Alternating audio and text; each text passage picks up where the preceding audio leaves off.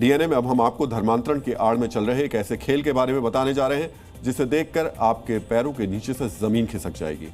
छांगुर को लेकर यह खुलासा हुआ है कि वो धर्मांतरण रैकेट के साथ साथ आतंकी ट्रेनिंग कैंप बनाने की भी फिराक में था। यह खुलासा छांगुर पर दर्ज एफआईआर में हुआ है। एफआईआर में साफ साफ लिखा है, एक बड़ी इमारत को आतंकी ट्रेनिंग कैंप के तौर पर इस्तेमाल किए जाने से राष्ट्रीय सुरक्षा, सांप्रदायिक सौहार्द के लिए खतरा उत्पन्न होने संबंधी आरोप अंकित किए गए हैं। छांगुर का यह आतंकी ट्रेनिंग कैंप वाला प्लान क्या था, उसे विस्तार से समझने के लिए हमारी ये इन्वेस्टिगेटिव रिपोर्ट देखिए।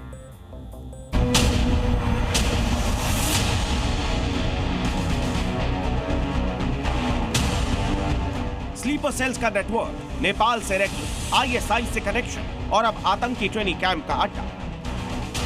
उत्तर प्रदेश के बलरामपुर में बैठकर छांगुर आखिर क्या प्लान कर रहा था, अब उसका सबसे बड़ा खुलासा हो गया। धर्मांतरण के आरोप से शुरू हुई इस जांच में सामने आया कि छांगुर बलरामपुर में आतंकी ट्रेनिंग कैंप बना रहा था। एटीएस की एफआईआर में अवैध धर्मांतरण के सरगना जमालुद्दीन उर्फ छांगुर को लेकर यह चौंकाने वाला खुलासा हुआ है। एटीएस के पास तमाम तरह की जानकारी मिली थी कि छांगुर आतंकी कैंप भी चलाता था। इसको लेकर एटीएस ने अपनी एफआईआर में भी इसका जिक्र किया है। यहां तक कि 1 साल के अंदर विदेशी फंडिंग से उसने महंगी महंगी गाड़ियां खरीदी।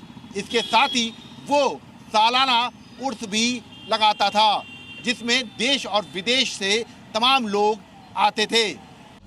छांगुर टेरर कैंप की प्लानिंग कैसे कर रहा था, अब उसे समझिए। छांगुर ने दारुल उलूम गुफा नाम से मदरसे का निर्माण करवाया, जहां गरीब हिंदू और मुस्लिम बच्चों को इस्लामिक शिक्षा दी जा रही थी और देश में कट्टरता फैलाने की कोशिश की जा रही थी।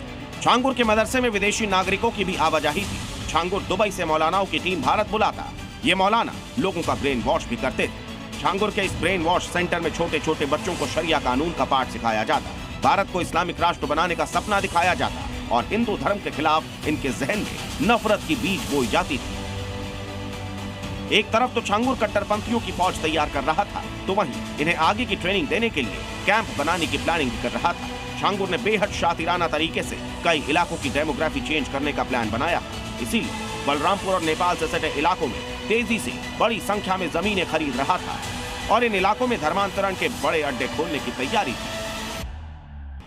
छांगुर के खिलाफ दर्ज हुई एटीएस की एफआईआर में साफ लिखा है कि प्रजातांत्रिक तरीके को हटाकर वो शरिया कानून को लाना चाह रहा था। इसके लिए वो अपनी मुहिम पर लगा हुआ था। लगातार हिंदू धर्म के खिलाफ घृणा फैला रहा था और लोगों को शरिया कानून की उपलब्धियां बता रहा था। ऐसे में इन दस्तावेजों के आधार पर यह साफ होता है कि छांगुर एक बड़े मिशन पर था।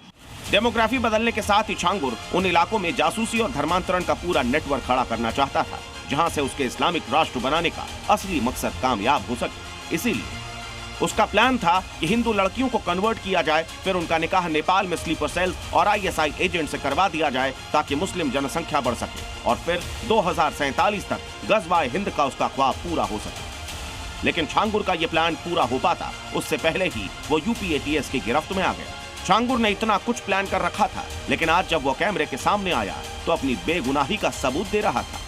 अरे छांगुर जी, आप पर आरोप है धर्मांतरण के, क्या कुछ कहेंगे? आपके ऊपर इतने गंभीर आरोप लगे हुए हैं। हम बेकसूर हैं, हम कुछ नहीं जानते। आप जाएं। छांगुर और उसका गैंग पूरी तरह से ध्वस्त हो चुका है, लेकिन जरा सोचिए, अगर वो अपने इस प्लान में कामयाब हो जाता तो क्या होता? अगर उसका धर्मांतरण गैंग यूं ही एक्टिव रहता तो क्या हो जाता?